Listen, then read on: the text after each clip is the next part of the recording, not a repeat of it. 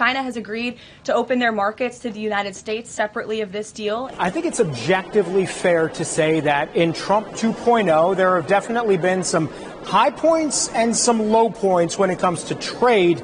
Today, per the White House, they feel like they had a high point for two reasons. One, they seem to have made some kind of breakthrough in the trade negotiations between the United States and China.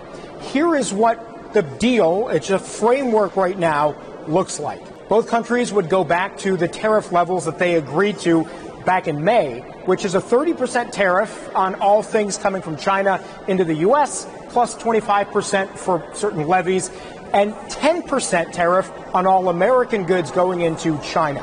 China has also agreed at this point to export rare earth minerals. These are really important things that the U.S. accused China of holding back on, so those exports are going to come in a more steady way now. On the American side, they have agreed to allow students from China to come into the U.S. and study without interfering with their visa process, something President Trump threatened to do, but now is pulling back. Those are the key tenets of the framework that both the American side and the Chinese side came away with after 2 days of negotiating in London. So good day per the administration. This is what Secretary Scott Bessent, the Treasury Secretary, who was actually working on these negotiations, said about it today, cautiously optimistic about being able to trust the Chinese side. But the country needs to be a reliable partner in trade negotiations.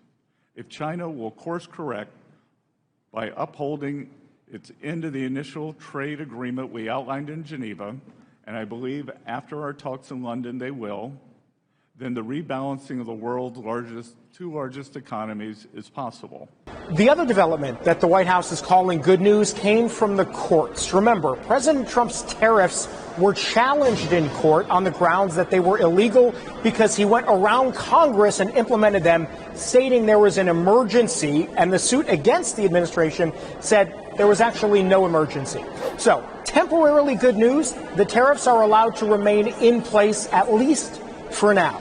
There's going to be a court hearing on July 31st where both sides will present their arguments. But in the meantime, the Federal Appeals Court says the tariffs can stay in effect between now and July 31st. So in the short term, another piece of good news on trade for the administration today.